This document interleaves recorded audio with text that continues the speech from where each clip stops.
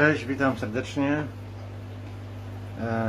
Kurczę, zobaczcie, muszę kupić lampę do tego dużego akwarium, wypaliły mi się LEDy.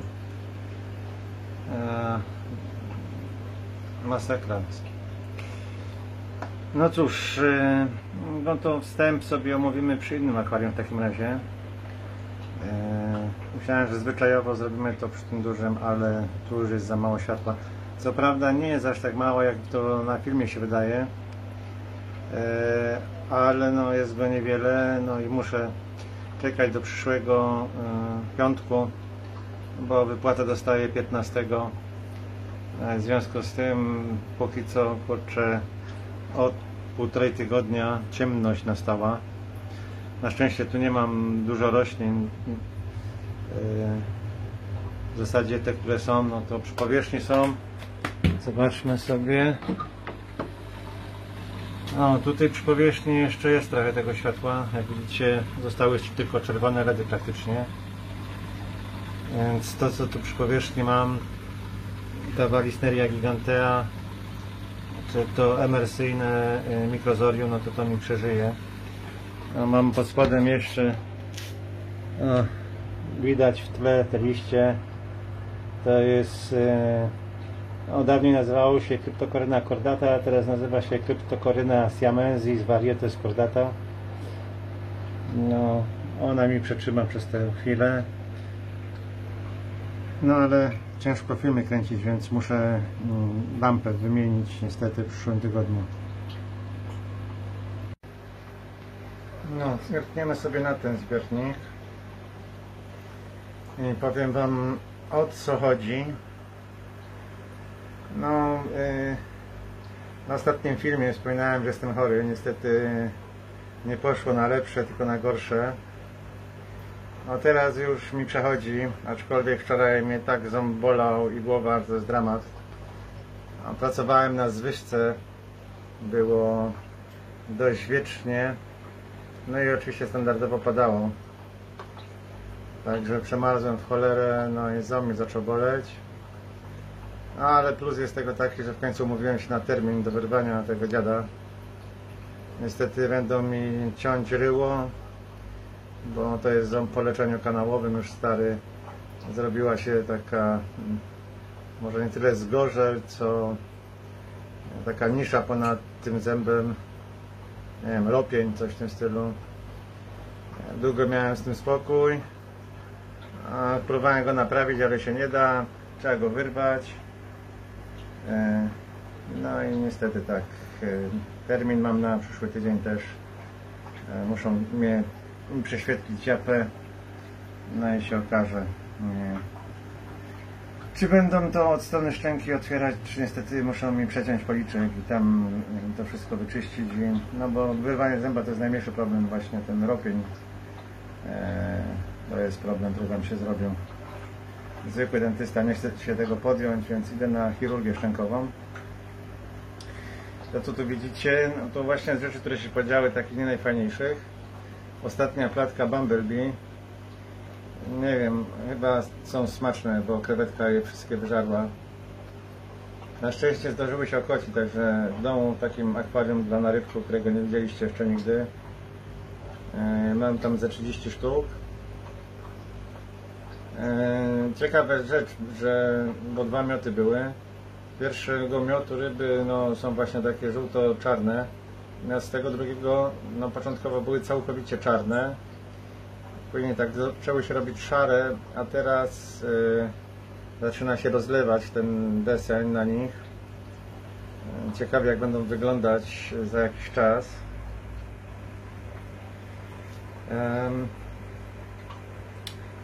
Krewetka oczywiście jest w osobnym zbiorniku. To sobie za chwileczkę zobaczymy. Jest tutaj obok, ale na razie tam światła nie świecę, bo chcę tutaj filmik nakręcić. Jest z grupą gupików. No a tak poza tym właśnie, mam trochę problemów rodzinnych. No i nie mam głowy za bardzo teraz do kręcenia filmów. Przychodzę, karmię ryby, zmieniam wodę. Nie bardzo poczyściłem szybki, mam trochę rzęsy w akwariach.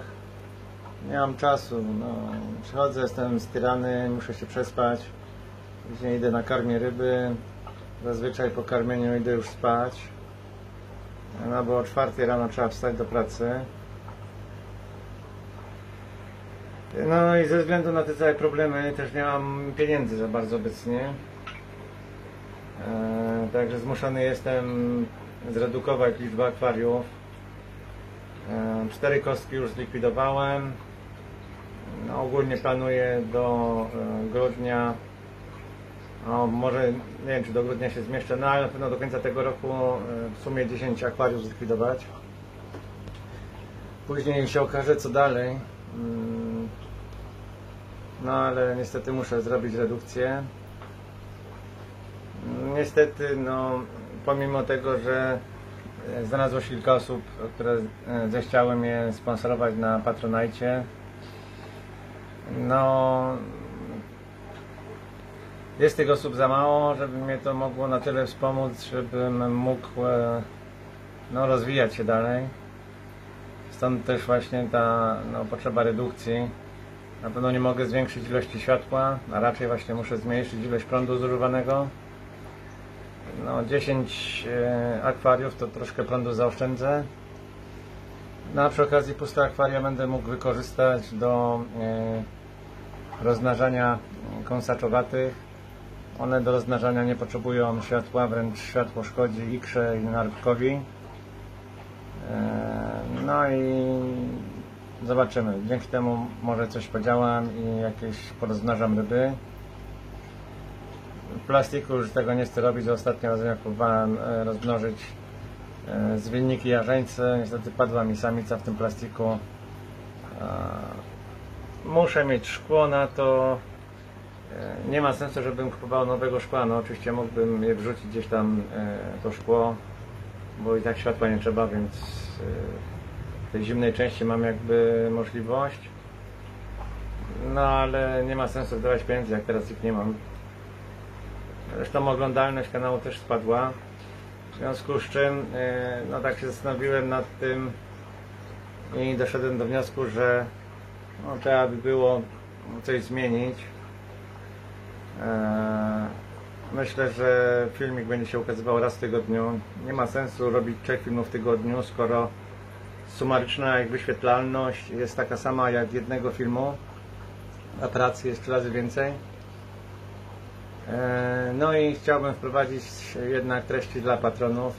Wiem, że prosiliście mnie o to, żebym tak nie robił, ale myślę, że te treści takie specjalistyczne właśnie, jak na przykład dotyczące systematyki ryb żyworodnych czy jakichś innych, a chciałbym takie filmy zrobić,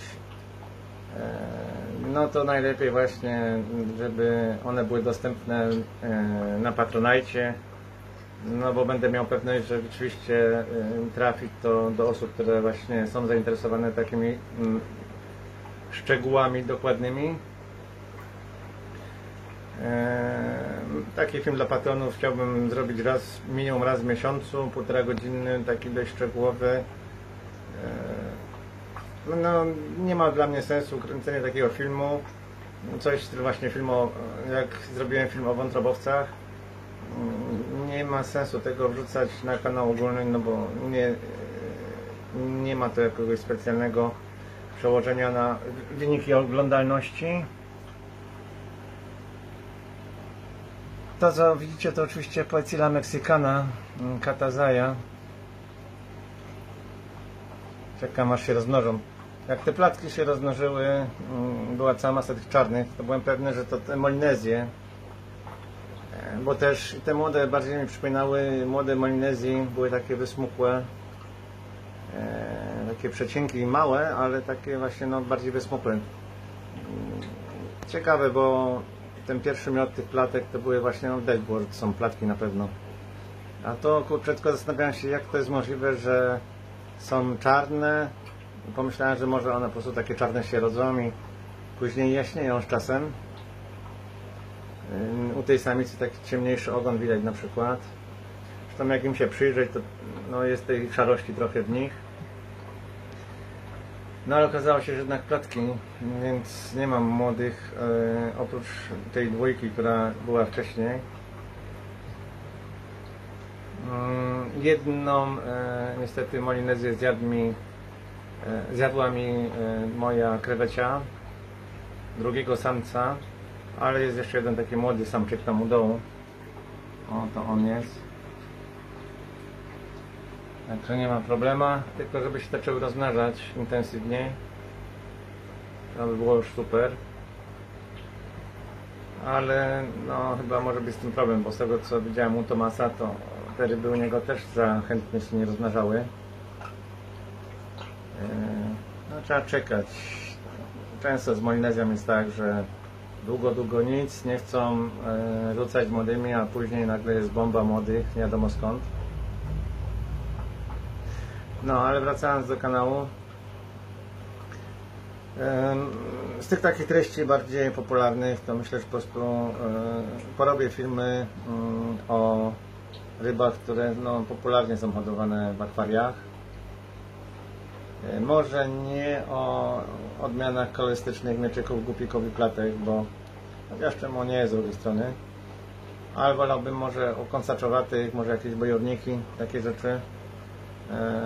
Może to przyciągnie większą uwagę do takich no, zwykłych akwarystów, nie fanatyków w tym sensie, myślę.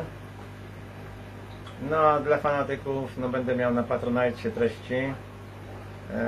Mnie to też sprawi większą przyjemność, bo trochę wypaliłem się, jeżeli chodzi o robienie takich filmów. Jeżeli no, ja wiem, że ja mam ryby, które trudno dostać. Sam latami ich szukam. No ale jak już je zdobędę, no to lubię się dzielić opowieścią o tych rybach. No ale wiem, że to może budzić pewną frustrację, no bo też takie same ryby, a ich nie ma. Natomiast robiąc filmy bardziej komercyjne, no może komercyjne, nie chcę jakiegoś takiego komercyjnego stylu, ale no bardziej popularne ryby mając, no to jest szansa, że przyciągnę większą uwagę. No a to jest logiczne, że no, im więcej reklam się wyświetli, to tym większy dochód będę miał z YouTube'a i jest większa szansa na to, że jakieś nowe ryby sprowadzę. Tutaj ta platka ostatnia ta została, ona sobie pójdzie tutaj na dół do gupików, tych Red Tigerów, które hoduję. Dosyć dużo ich odłowiłem, poszły do krewetki, ponieważ wysortowałem z nich nową linię. To już kiedyś pokazywałem te ryby z mieczem i je będę teraz dalej rozwijał. Natomiast no, tutaj zostawiłem część samic, no bo co jakiś czas pojawiają się takie ryby z mieczem wśród nich. No i dobrze by było je odławiać, nie tylko bazować na tych, które mam już wysortowane. No i tutaj będę mógł dać te platki, no tak jak mówiłem, jak jest Z30, no to powinny sobie poradzić te ryby tutaj jakoś, a przynajmniej przez pewien czas. Ogólnie pokażę Wam, co tam słychać w zbiornikach, nie chwilę pogadam. No moje Falichtystyko, całkiem prężne stado ich mam, ale widzę, że trzeba będzie dorzucić nową krew, bo znowu coraz mniej młodych się pojawia. W zasadzie to nie widzę takich osesków od pewnego czasu w ogóle. Co prawda miałem tutaj wypławki, w tamtym tygodniu robiłem leczenie, więc to może być przyczyna, że nie ma tych osesków. No, trzeba poczekać, będzie z miesiąc, zobaczymy co się stanie, ale myślę, że wezmę od Tomasa 2 pary, no i wpuszczę je tutaj. Myślę, że to powinno dobrze podziałać na ryby. Ostatnim razem, kiedy wpuściłem ryby od Kamila, no to był naprawdę boom, jeżeli chodzi o tą populację, eksplozja dosłownie. No ryb mam sporo, ale nie chcę się na razie z nich wystrzelać, bo wiem jak się to kończy. Niby obraz jest taki, że można by coś uczknąć z tego i obdarzyć kogoś rybami. Znaczy, no, chodziło mi też, mógłbym coś sprzedać, mógłbym się wymienić, ale myślę, że to za wcześnie. Gdybym miał drugą taką populację w rezerwie, no to mógłbym się pokusić o to. Często z tymi małymi gatunkami jest tak, że jest eksplozja populacji, no zazwyczaj to jest zaraz na początku po wpuszczeniu do zbiornika, po jakimś tam, powiedzmy, miesiącu zaczynają naprawdę eksplodować. Trwa to tam z pół roku intensywnie, do roku, a później znowu jest spadek. Więc no coś by trzeba zmienić. I kto wie, może rzeczywiście podzielę te ryby na dwie populacje. Jakby miał osobną linię, to jest szansa, żeby sobie je krzyżować między sobą. No, na szczęście u Tomasa są te ryby, więc będę mógł zdobyć sobie. Zobaczmy wyżej. Mieczyki się pochowały, ale widzę, jakieś młode są na wierzchu. Trzeba by cofnąć. Zaczęły się rozmnażać fajnie te mieczyki Millera Katemako. Dorosłe siedzą teraz, nie wiem czemu lubią siedzieć tam za tą płytą. Jak dam karmę, to zaraz wypłyną. Pokażę wam. No, na razie pojawiło się więcej młodych, ale stare zaraz wypłyną. Lubią siedzieć za tą płytą. O, zaczynają się pojawiać. Widzicie?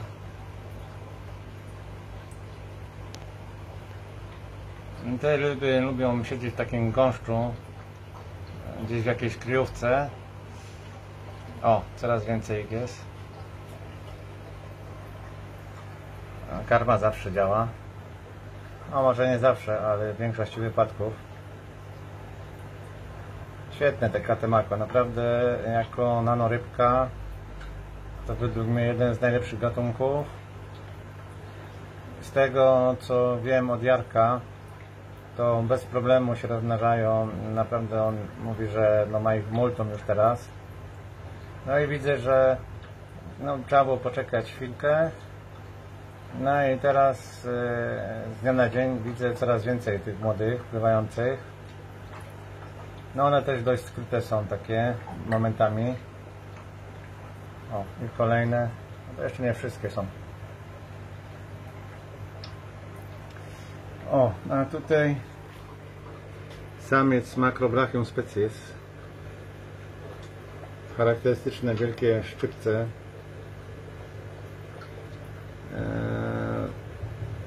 Dość podobne z charakteru te krewetki są do tej wielkiej Macrobrachium rosenbergi. Samce się nie tolerują. Miałem na początku 3 samce, ale widzę, że jest tylko jeden ten. Wykończył pozostałe. No cóż. Bywa. Kurczę, jak się odbijają paluchy. No. Niezły jest naprawdę ten samiec. Tutaj mam młode, dwie już. Znaczy jest ich więcej, ale tutaj można zobaczyć dwie takie podrośnięte. One dopóki nie podrosną więcej do takich rozmiarów, to się trzymają z daleka od dorosłych. Tu mamy samicę. Ona niesie jaja, jak widać. Ma ich tam dość sporo. Fajne jest, że one się rozmnażają tutaj. No, pomijam fakt, że tu mam dość twardą wodę zasoloną, ale w miększej wodzie też się rozmnażają. No, świetna krewetka. Dobrze mieć coś takiego w akwarium, bo to padlinożerca. W razie jak nam coś padnie, to krewetki zjedzą to. No, tutaj widać moje amano. Całkiem ładnie urosły. Tam jest wielka samica.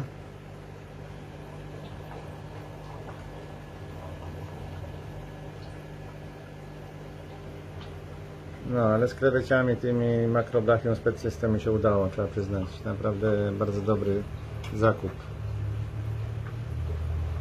No, tak reagują na tego samca pozostałe krewetki. Czasem o ile większe musiało być to akwarium, żebym był w stanie więcej tych samców mieć tutaj. Takich dojrzałych. One sobie potrafią te szczypce oderwać, także tak nieporadnie wygląda, jak ona tymi szczypcami rusza, ale no ma tam trochę siły. Akwarium, cofnijmy. Tutaj to jest niestety rzęsa, która nam blokuje światło. Muszę ją usunąć. No a tak poza tym to moje głupiki Campoma 31. No ich mam naprawdę sporo.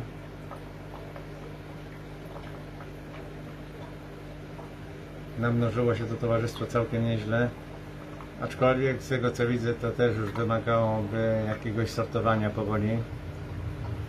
No to jest dupiany w gupiku, że ciężko utrzymać tą formę wyjściową, którą się zdobyło.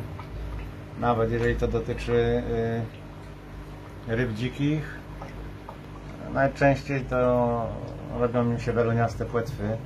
Jedynie te El Tigre według mnie to jest najbardziej stabilna z tych wszystkich form. Te po prostu trzymają fason cały czas zazwyczaj. Aczkolwiek też musiałem je sortować i w pewnym momencie, no to było nie wiem, około roku temu, zostałem z 3 parami ryb, które wyglądały dobrze. No tam mamy leucystyczną rybkę. To jest wynik chowu wschodnego.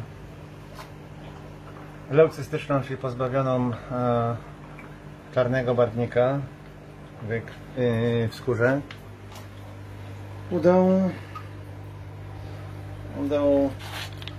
no, populacja szczupieńczyków degata i proporców szela no, powolutku się rozwija. O, tu można zobaczyć na przykład młodą samicę szczupieńczyka degata. No tylko tu dość mrocznie jest. Muszę wziąć i przerzedzić te rośliny pływające, bo w zasadzie no, tutaj coś można sfilmować. W pozostałych miejscach owszem widać, ale no oczywiście muszę wyczyścić szybkę. Tego nie robiłem od 3 tygodni w akwariach i jest lipa w związku z tym.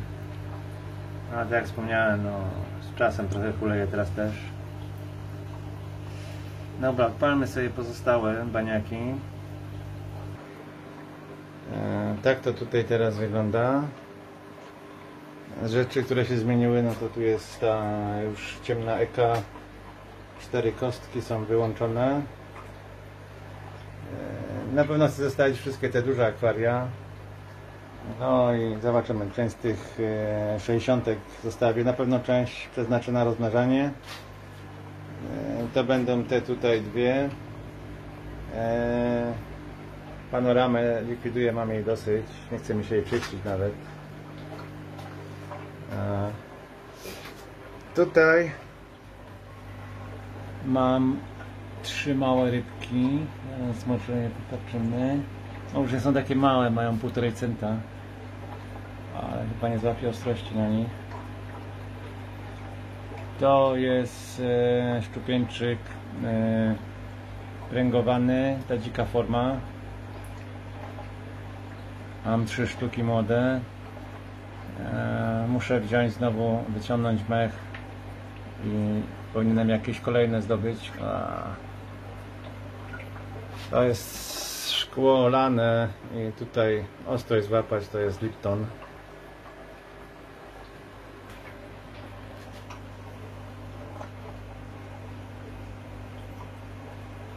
Jak widzicie, intensywnie karmię artemią, stąd ten kożuch.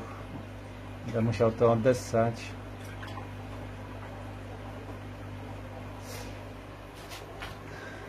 I co dalej? W tym tutaj baniaku mam moje proporczykowce Fundolopanchax, Siostedi, Delta, Niger Delta, też Delta Nigru. O, tutaj para próbuje coś działać. Chcę im mopa wsadzić. Nie będę ich na tablisko przynosił, bo niespecjalnie to wychodzi na tym tablisko. Ryby się muszą przyzwyczaić do akwarium, tworzyć w nim chwilę. Wtedy chętnie składają ikrę. No i zrobię sobie mopa z takiej włóczki, czy też sznurka bardziej. Taka typowa włóczka nie jest dobra, bo w momencie, kiedy nasiąknie wodą, ona tak się stroszy. Zaczynają z niej odstawać takie niteczki, które drażnią ryby. Ryby tego nie lubią i nie chcą składać na takim podłożu ikry.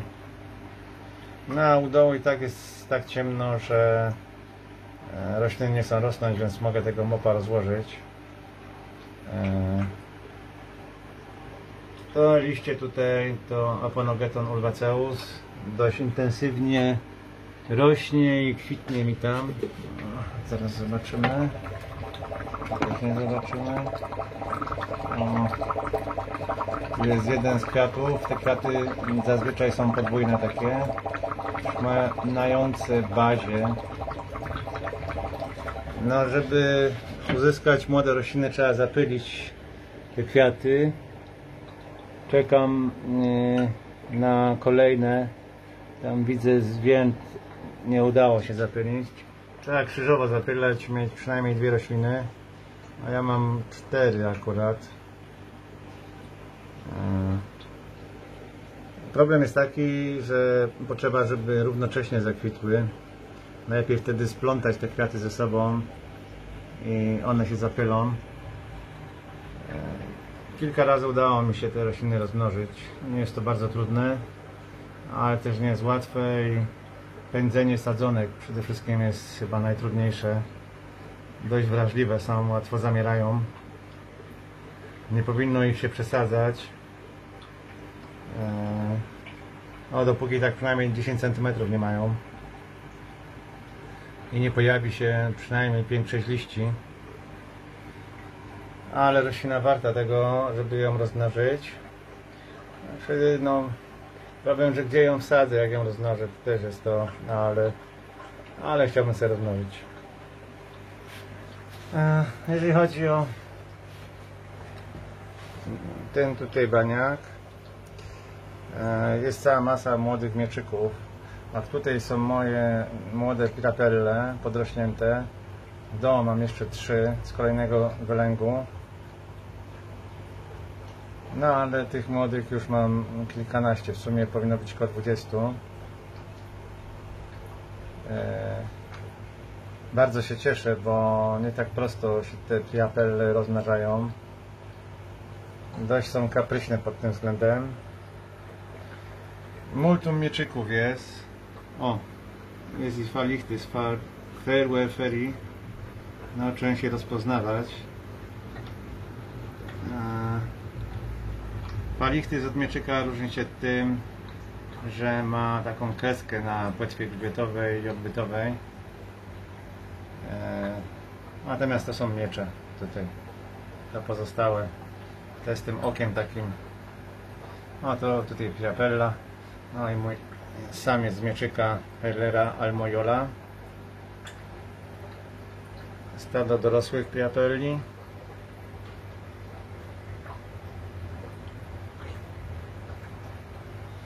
No, troszkę tutaj zmieniłem. Sadziłem rośliny takich kuwet. Tutaj będzie jeszcze jedna kuweta, tylko muszę ją zrobić. To w weekend sobie zrobię z tymi roślinami.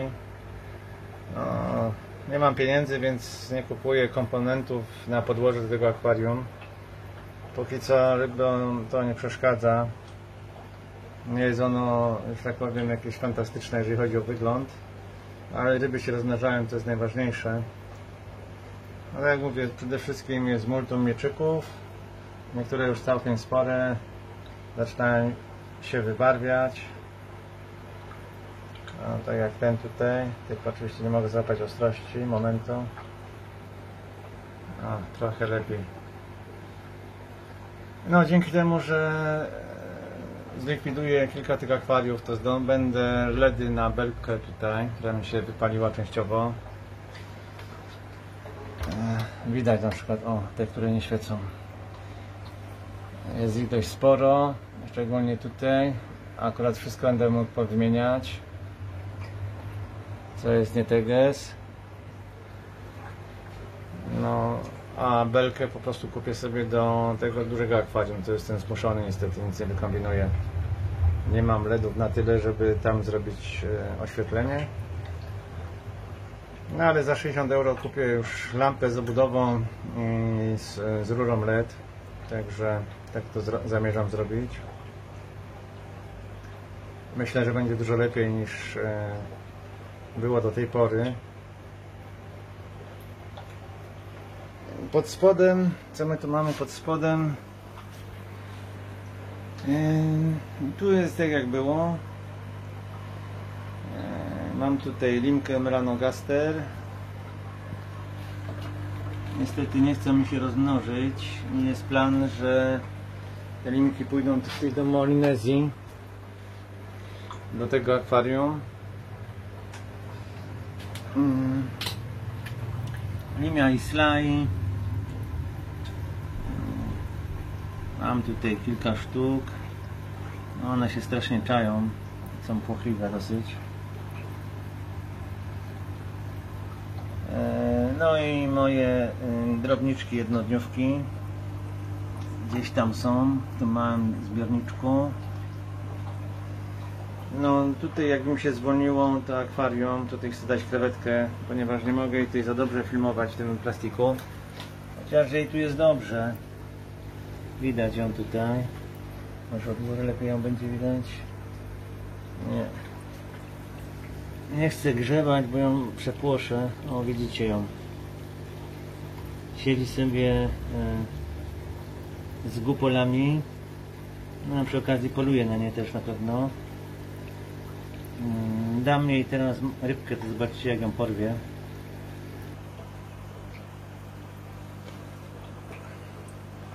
Głowa stynki. Ona najbardziej lubi głowy, zauważyłem, i wnętrzności.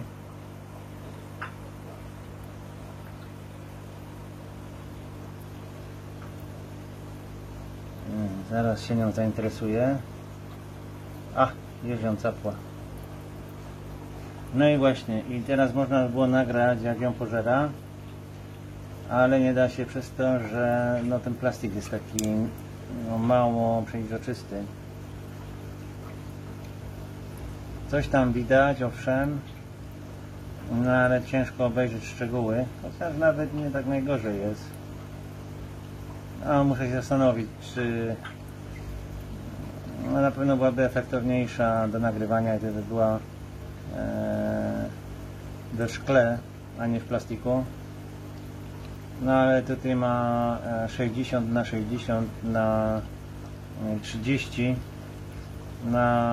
Wsadziłbym ją, bo tylko taką mam możliwość do 60 na 30 na 30, więc tutaj ma 2 razy więcej miejsca.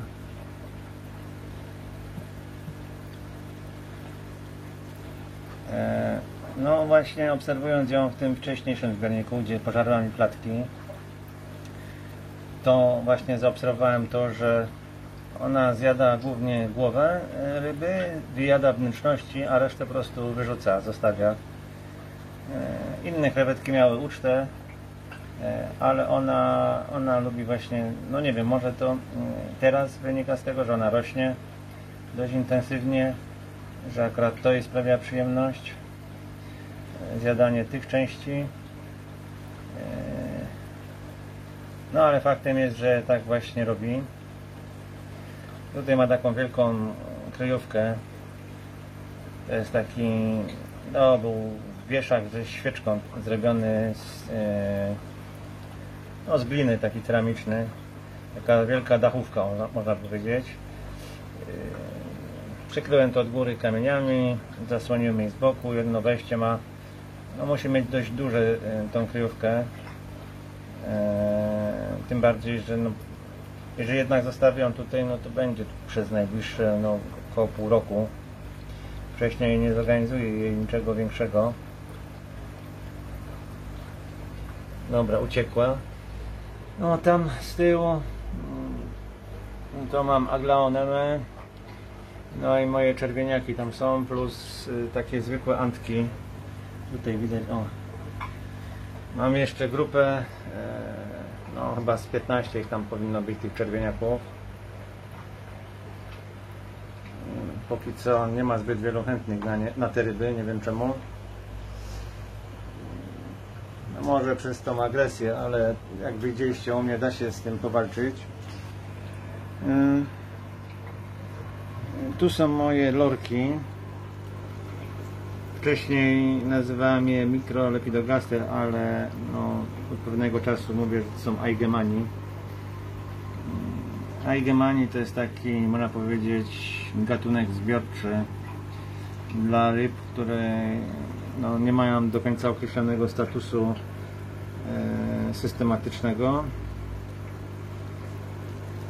No, w plastiku się kiepsko filmuje, ale rybą tutaj jest w miarę dobrze. No, widzę tutaj raz, dwa, 3, 4, 5, no z 10 ryb jest na wierzchu. Niestety woda faluje i słabo to widać. W kolejnym kajfasie mam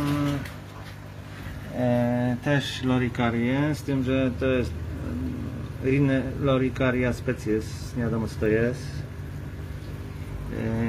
I Rhine Loricaria similima. Tu widać pysk similimy i drugi pysk zakopany. Te ryby potrzebują piasku przede wszystkim. Tu widać ogon jednej z nich z taką ogromną witką. One po prostu potrzebują piasku, bo się... Oj, głowa jest drugiej obok. Ogólnie mam tutaj 5 tych ryb.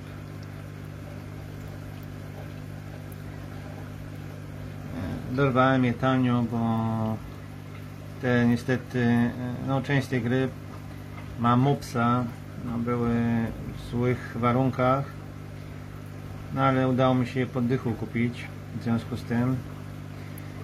No niestety ryzyko jest takie, że nie przeżyją wam te ryby za długo, dlatego że ten mops to jest deformacja pyska wynikająca z nadmiaru azotu i fosforu w wodzie, przede wszystkim azotu. No i rybom się krzywi tak pysk dziwnie. Nawet u zwykłych antków jest to możliwe, ale to się rzadko akurat u antków zdarza, ale miałem takiego kiedyś.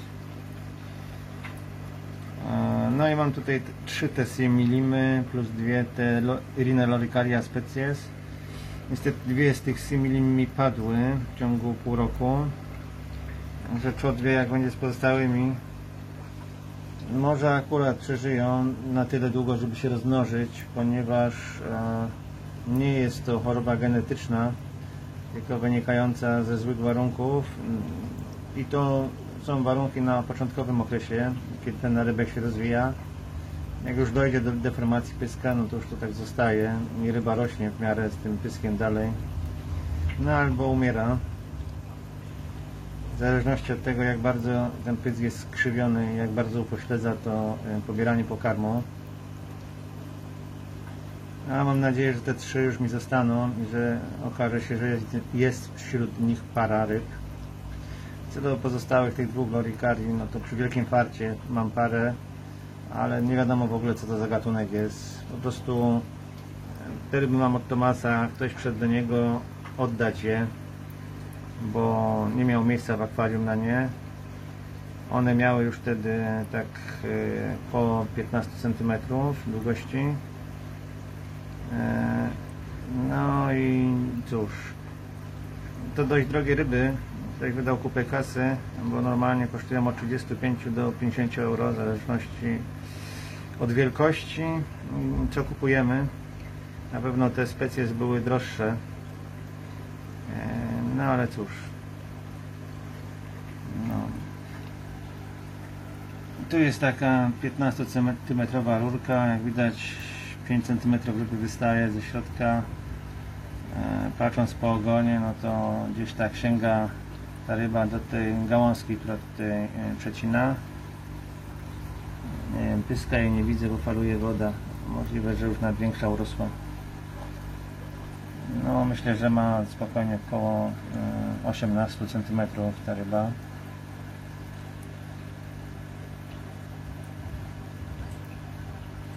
Nie chcę ich straszyć, mógłbym wyciągnąć tą rurkę, ale po co to robić? Dobra, zobaczmy dalej, co tam się dzieje. Akwarium z limkami, Limia Perugia. Do tego mam Molinezję czarną i jest grupa Chapalidis peraticus. Zobaczcie, jaka wielka samica. Ona jest ogromna, ma tak około 12 cm. No, aparat nie oddaje tego, ale w porównaniu do limek, które już same z siebie są wielkie, no to jest olbrzym. Część ryb wpuściłem do tego 2-metrowego akwarium. Z tego co widziałem, zaaklimatyzowały się, są już ponad 2 tygodnie. Dlatego spokojnie w tym tygodniu zamierzam zakończyć temat tej panoramy nieszczęsnej.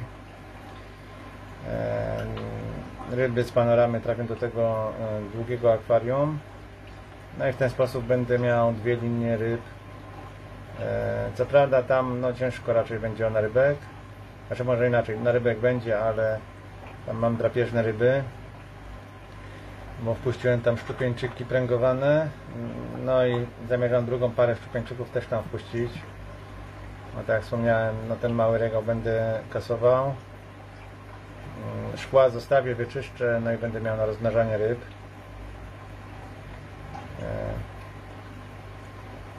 Także no, nie narzekam, coś tam się dzieje, jest jakiś regres, owszem, no trudno, tak to bywa, ale mimo wszystko cały czas idę do przodu. Czasem no, trzeba się cofnąć krok, 2 w tył, żeby móc później przeskoczyć to wszystko, nabrać rozbiegu i po prostu przeskoczyć tą przepaść, która się otwiera, niby nie do przejścia. No, nie mogłem sobie odpuścić tych czarnych Molinezji. Co prawda mówiłem, że odchodzę od tych gatunków, które są hodowlane, ale ponoć te Molinezje no to są takie jak te dzikie. No bo w naturze występuje ta Molinezja czarna. Tu mam dość słonawą wodę, 1300 ppm. Niespecjalnie to się roślinom zaczęło podobać. Muszę obniżyć, bo zaczęły mi chorować te echinodorusy. Widać na liściach. Nie obcinam, bo nie chcę jeszcze bardziej stresować roślin. Przesadziłem, był taki moment, miałem tutaj problem. Nie wiem skąd zaczęła się robić pleśniawka na limkach, ale to było krótko po tym jak wpuściłem Molinezję, więc przypuszczam, że razem z Molinezjami przeniosłem bakterie. No już na szczęście wszystko minęło, na Molinezjach nic nie widać.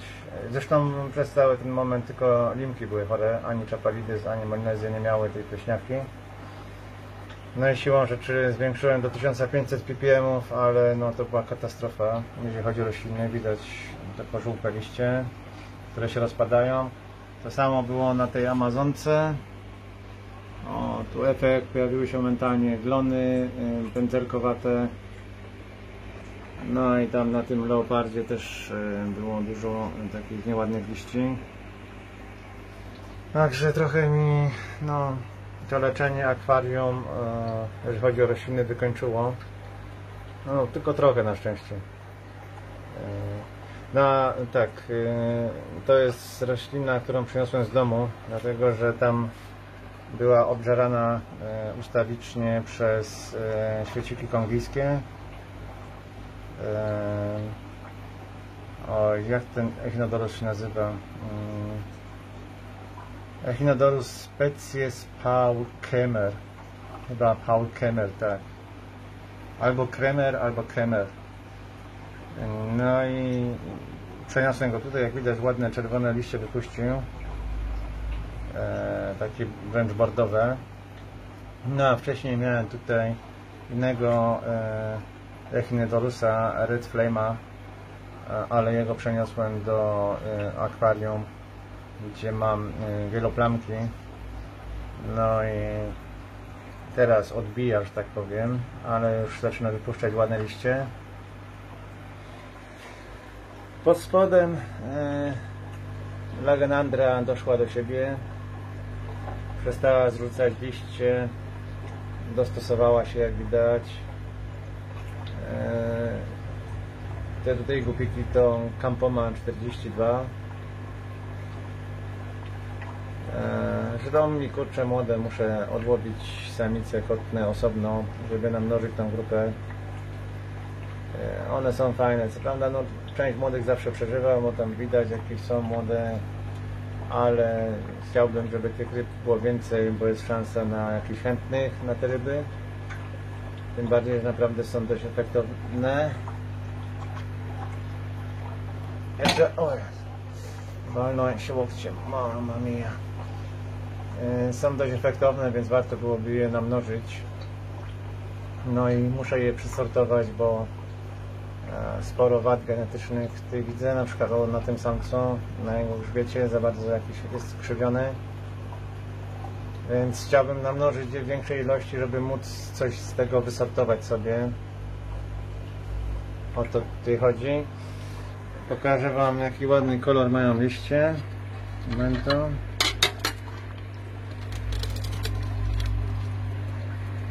No, naprawdę ładnie wyglądają te liście Lagenandry. No i zdrowe są najszczęście. No, trochę jeszcze zajmie czasu, nim dorośnie do tych rozmiarów, jak to było wcześniej. Ale wszystko przede mną. Tutaj nie czyściłem, ale to akurat intencjonalnie. No, gambuzje okazały się trudniejsze niż się wydawało. Na potęgę polują na swoje młode i są bardzo płochliwe, więc nie czyszczę im szybki.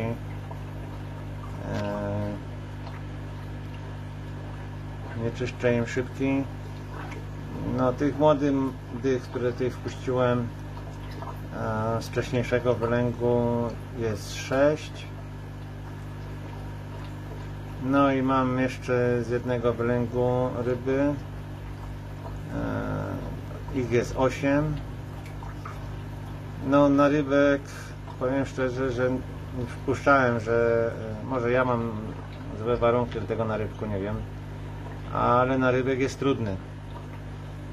Na rybek jest trudno. Ile dorosłe ryby, żadna mi nie padła jak do tej pory, to jednak na rybek no nie jest łatwy do utrzymania i póki co mogę się pochwalić wychowem na poziomie gdzieś tak no 40%. Także nie jest fajnie. Trzeba by się zastanowić, co z tym zrobić. Może jakiś dodatek witamin by pomógł. Nie wiem, ale no wydawało mi się, że te gambuzje będą jak gupiki. Przypominają zresztą gupiki bardzo mocno, a wcale takie nie są proste. No i jeżeli chodzi o zachowanie, o ile młode były osobno, no to były takie żywsze, ale jak tylko wpuściłem je do starych, no to jota w jotę tak samo się zachowują. Zwiększyłem im ruch wody ostatnio, ale jakoś nie widzę specjalnie, żeby inaczej się zachowywały. Ciężko powiedzieć. Dziwny charakter mają.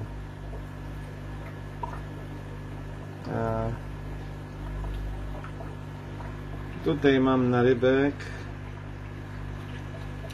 No, tu obok, ale tego nie widać, jest samica Limkin Melanogaster. Wpuściłem ją 27 września. Póki co nie ma jeszcze młodych, pękata jest, ale nie chce mi młodymi rzucić i póki co jeszcze nie mam na rybku od tych ryb w ogóle. Ciekawe. Niby limki to powinny się łatwo mnożyć, a tu lipa. Mam te ryby już dość długo, od tamtego roku. Tu jest część, znaczy no część, no tutaj mam dwie pary, no tu jest samica jedna. Zapalmy światło, stała się jasność. No tutaj same dobre rzeczy, dobre światło, No i młodych jest cała masa tych limek jeziorowych. Nigro Rain, czy jak one tam się zwią. Oczywiście limia Nigro fasciata, Nigro Rain. Forma jeziorowa, która wygląda jak tak samo w pokroju jak te rzeczne limki, tylko że te są takie żółtawe, jeżeli chodzi o kolor płetw i ciała. Startowałem z 3 parami, teraz no naprawdę tych ryb jest multum. Jest cała masa młodzieży. No a tutaj pod spodem to jest ta forma rzeczna. No i tutaj też mają większy ruch wody w tym akwarium. Naprawdę sporo mam tych limek. A rok temu no to nie było nic, żadnego narybku i kurcząca się, wymierająca grupa. Dodatek krwi. Dodatek krwi, moi drodzy, to wszystko jest dodatek krwi świeżej i no i proszę, ile jest ryb. No ale w przyszłym roku trzeba by pomyśleć, żeby kilka świeżych rybek wpuścić, pomimo tego, że mamy ich dużo. A najlepiej mieć 2 linie, które się prowadzi i później sobie raz do roku ryby z jednego akwarium wpuszczać do drugiego, tak krzyżować je między sobą. To świeża krew, jest to jakiś sposób. No bo wiadomo, że tam oczywiście mówię o młodych rybach, żeby wpuścić, bo no to będzie jakieś kolejne pokolenie, no wiadomo, samoistnie dochodzi do różnych mutacji. No ale naprawdę stado jest bardzo prężne. Widać, że trafiłem w ich gusta, jeżeli chodzi o warunki.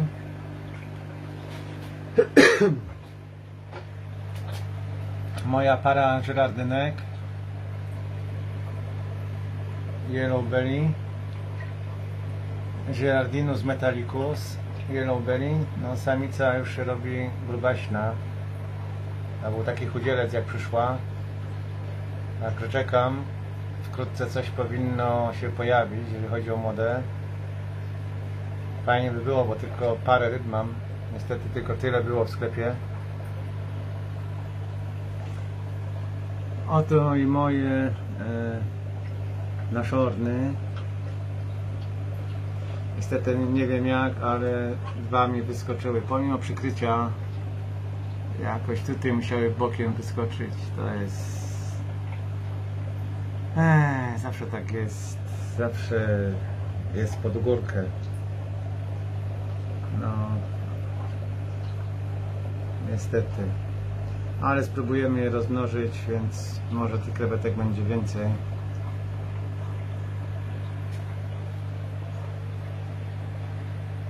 Cryptocoryna venti, kultywar o nazwie Mioja.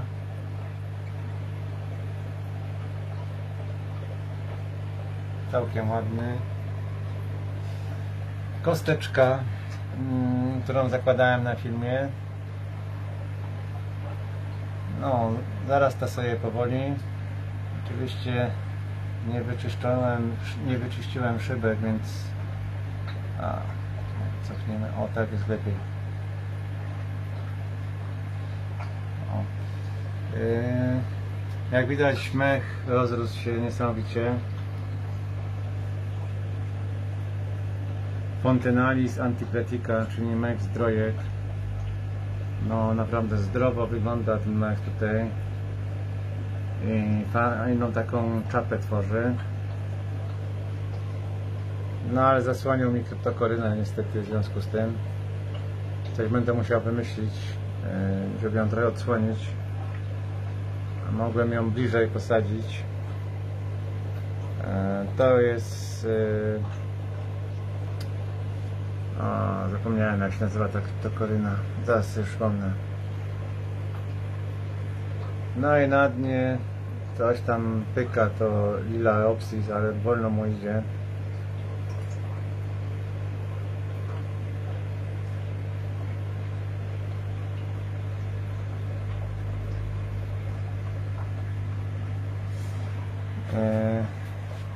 Tu też mi się szledy wypalają. Nie będę kupował nowych, bo to akwarium będzie do likwidacji. Mam tutaj głupiki Santa Maria Breeding Card, je muszę wystartować. Zostawię 5, może więcej par, zobaczymy. Może no, do 10 samców z 5-6 samic. Wiem, że proporcja odwrócona, ale za chwilę będzie pełno młodych. Chcę wybrać tylko te dobre samce. Co do samic, nie umiem powiedzieć, ta konkretna samica da mi takie samce jak ja chcę, czy wyskoczą z tego kolejne odmieńce. No bo po samic tego nie widać, wszystkie są takie same tutaj. Najlepiej by było po prostu odłowić samce i wziąć grupę młodych ryb na rybku, poczekać aż zacznie się różnicować płeć wśród ryb i wtedy wpuścić samicę. Pewnie tak zrobię. To jest dobre rozwiązanie. Momento. Moje akwarium dla platek Xiphophorus variatus Tampico.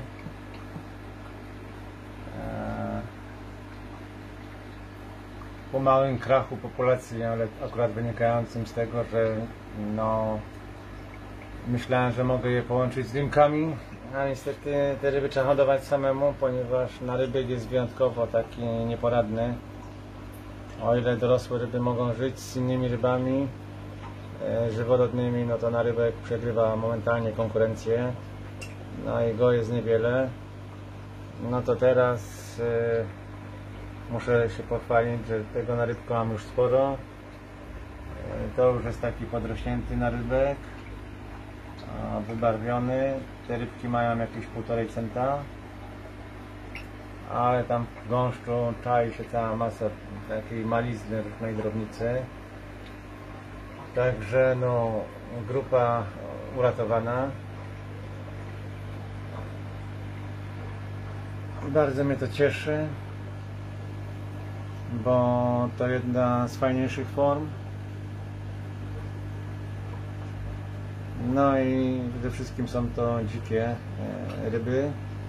No i na tyle efektowne, że nawet taki no, akwarysta, który nie jest fanatykiem jak ja, z chęcią takie ryby nabędzie do akwarium. No i generalnie w tym kierunku będę szedł też ze swoimi rybami. W żyworodnych rybach też muszę znaleźć swoją niszę. Myślę, że będą to platki i mieczyki. No wiadomo, coś do tego jeszcze będę miał, ale w tym kierunku będę teraz przede wszystkim się rozwijał. No, trzeba się zdecydować. Nawet gdybym tylko mieczyki Hellera chciał mieć, to i tak ten fish room jest za mały, żebym miał wszystko, co mi się podoba. Niestety nie można mieć wszystkiego, to jest lipa. Bardzo tego nie lubię. No ale tak to jest, no i no, trzeba się zdecydować, co. Akurat jeżeli chodzi o te ryby, no to tak jak mówię, mogą być tylko same. No i minimalne to akwarium dla nich, no to powinno być 80 cm na, tak jak ja mam tutaj 100 litrów, 80 na 40 na 35. No. Kurczę. O, teraz dobrze widać. Naprawdę są ładne. No jest i dużo. Akwarium poniżej to znacie. Na ostatnim filmie było, więc tu się nic nie zmieniło. Poza tym, że no tak, wpuściłem tutaj samca i 2 samice Dario, ale teraz nie widzę ich. Musiałbym karmę dać, żeby wypłynęły. Zamierzam tu wpuścić pozostałe Dario. No i takiego będę miał mieszańca akwarium. Ryby z Afryki, Azji i Ameryki Południowej. Póki co szczupieńczyki z tymi neonami karłowatymi naprawdę świetnie sobie radzą. No i pomyślałem, że spróbuję z tym Dario, ale i tak będą sobie siedzieć gdzieś tam u dołu, w tym gąszczu. No i zaaklimatyzowały się, więc spokojnie mogę dopuścić pozostałe. No i dzięki temu ta akwarium tutaj u dołu zniknie. Powyżej szczupieńczyki idą do tych 2 metrów akwarium. O, czapalidysy, jak widać. Dobrze wyglądają. Nie atakują ryb innych. No i bez problemu żyją w takiej wodzie. Tutaj mam około 300 ppm.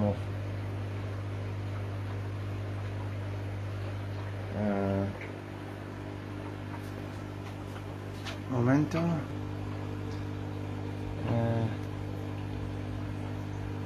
Muszę się widzę sprężać, bo to już godzina jest. Tutaj moje wysortowane głupiki Japan Blue. No, nie są identyczne z tymi, które sprowadziłem kilka lat temu z Polski, ale no, jeżeli chodzi o barwę, tak, tylko że te ogony im się troszkę powiększyły. Wcześniej ten ogon był mniejszy i miał tylko 2 takie akcenty na brzegach. No, trochę mi te ryby uciekły z tymi ogonami, ale i tak są ładne. Tak, poza tym konstans. Muszę wyciąć znowu całą czapę hydrokotyla. Zarósł dość mocno mi górę. No ale oczywiście to nie stanowi problemu, bo ten hydrokotyl trafi sobie do mieczyków Hellera, tam do tamtego baniaka technicznego. Mam tu też mieczyki Signum oczywiście, ale pochowały się. Nie wiem czemu są płochliwe, może jak wytnę część roślin, to no bo uciekają cały czas, o widać je tam. Siedzą pod tym hydrokotylem. Tam im jest wygodnie i bezpiecznie. Czekam aż będą młode. Myślę, że to już wkrótce. No, na razie tutaj widzę tylko młode od głupików.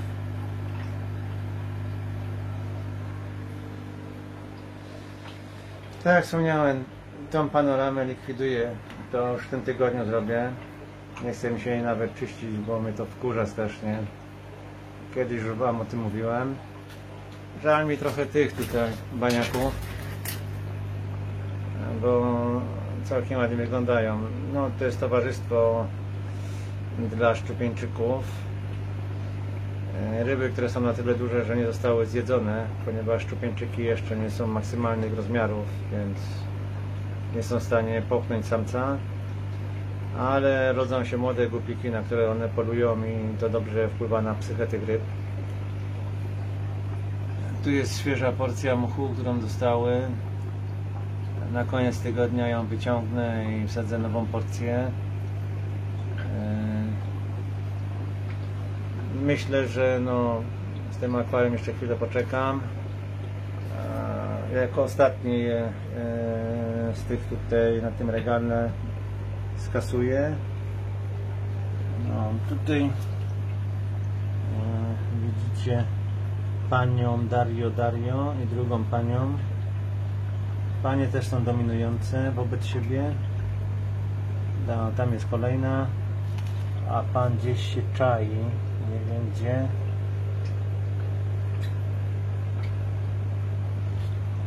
No, coś będę musiał wymyślić, gdzie przenieść te kryptokoryny. To jest ból tutaj. Ta tutaj to Ponte derifolia, a ta kurczę chyba jest Lutea Algon nivea. Miałem tabliczkę, ale zgubiłem, kurczę, nie mogę dojść do tego, co to za gatunek.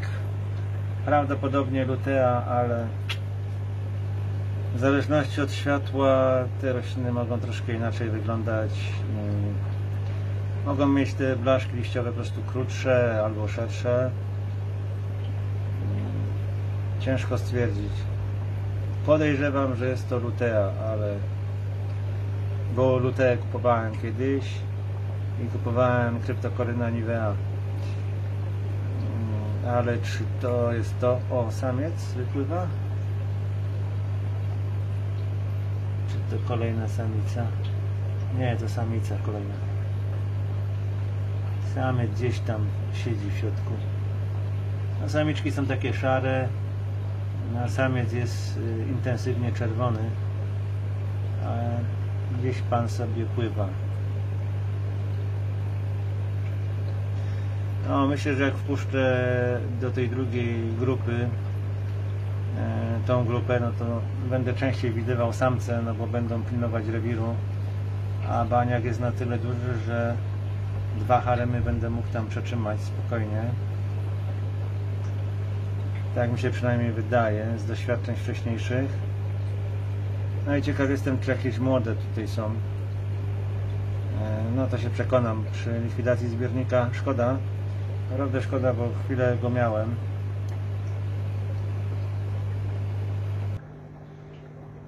No, jesteśmy w zimnej części. Widzę, że tutaj towarzystwo całe jest pochowane. Te akwaria też niestety będę musiał zlikwidować, ale to na końcu. A tu i moje wieloplamki. Pojawiła się młoda rybka, więc ryby są płodne, ale żreją młode, więc nie ma wyjścia, trzeba będzie samice odławiać, tak jak w przypadku gambuzji. Ta wcześniejsza grupa, którą miałem, no, nie żarła młodych, a ta żre, więc się na to nie poradzi. Można tylko odławiać samice i po prostu osobno zostawiać je, żeby się wykociły. Przede wszystkim tą wielką samicę chciałbym, żeby się wykociła, bo on naprawdę jest niezła. Ta też jest dość mocno pękata. No coś trzeba będzie przygotować im tutaj. No likwidacja światła tego obok da mi możliwość, żeby może jakieś światło tutaj wrzucić. No bo tam obok jest za ciepło trochę dla tych ryb. Teraz tutaj jest 20 stopni. Tam mam 24. Tuż za tą folią, która tam jest do samej góry.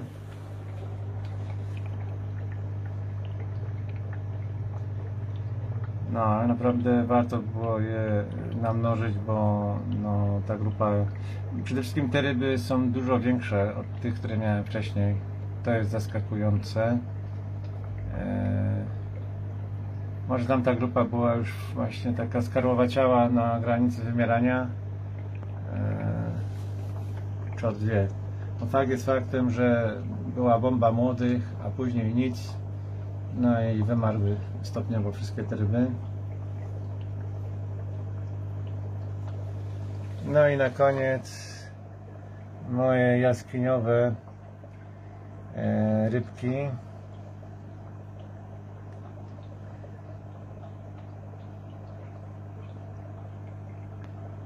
Astyanaxy, oczywiście, kąsaczowate.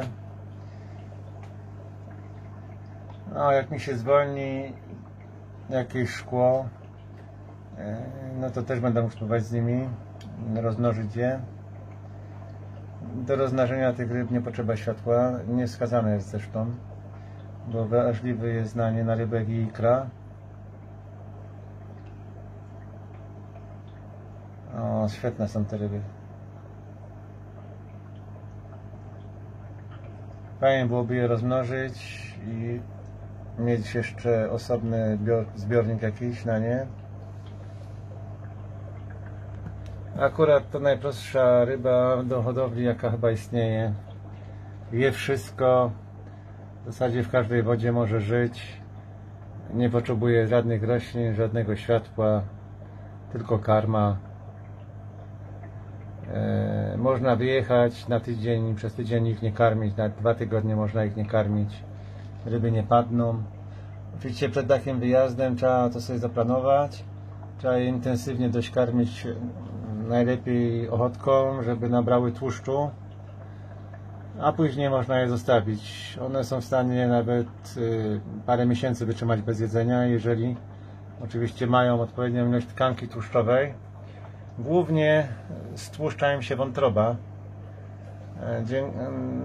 No, mają takie specjalne mechanizmy, które regenerują tą wątrobę całkowicie. Po prostu wątroba jest takim magazynem tłuszczu. Może dojść do naprawdę stłuszczenia całkowitego tej wątroby, a później po okresie głodu ryba wraca całkowicie do formy. To jest naturalne przystosowanie do życia w jaskini. No, w porze suchej na pewno tworzą się takie odcelowane sadzawki w tej jaskini, jakieś boczne korytarze, które były wcześniej zalane, a teraz woda opadła i ryby no, czekają w jakichś kałużach na lepsze czasy. Są w stanie nawet odchody nietoperzy jeść, więc no, najlepsza ryba, najtańsza, można ją mieć bez oświetlenia całkowicie. Jaka to oszczędność. Więc jeżeli chodzi o tanią akwarystykę, to nie ma tańszej ryby. No i z ryb jaskiniowych ten gatunek jest stosunkowo łatwy do zdobycia. Po polsku nazywają się ślepczyki jaskiniowe.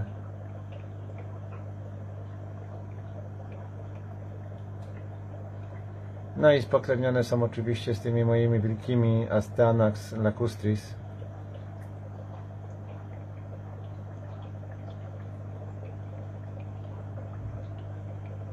Naprawdę są świetne.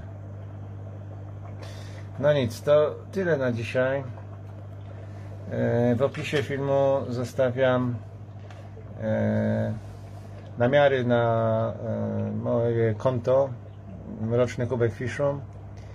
Jeżeli ktoś chciałby mnie wspomóc jakąś wpłatą na konto, no to proszę to zrobić bezpośrednio na konto, bo ewentualnie oczywiście można mnie wesprzeć, ale ta kwota wsparcia jest tam ustawiona na najniższą możliwą, z tego względu, że no, YouTube kradnie mi połowę tych pieniędzy. Na wstępie mówią, że 30% jest ich, a później z tych 70, które mi zostają, opłacają sobie podatki, no a mnie zostaje 50% mniej więcej. Także no, niewiele z tego mam, ale no, dzięki temu, że jednak ten patronat jest, to te filmy są troszkę szerzej, troszkę szersze zasięgi mają. YouTube na tym zarabia. No, to tyle na dzisiaj. Kolejny filmik ukaże się jakoś w przyszłym tygodniu. Zastanowię się, jakie rybki pokazać. Do tego czasu nie będę nic zdradzał. W jaki dzień będą się filmy ukazywać? Ja myślę, że zrobimy tak, żeby się one ukazywały co sobotę. Tak myślę, że będzie najlepiej. W weekendy jest największa oglądalność, więc skorzystam z tego. A w tygodniu będę miał czas na to, żeby się skupić na własnym życiu, no i zająć się tymi akwariami trzeba, prawda? No bo jak teraz kręcę film, no to nie czyszczę, a tak to przez tą godzinę z hakiem bym wyczyścił przynajmniej ze 3 szybki. No, pozdrawiam Was serdecznie i zapraszam na kolejny film. Cześć!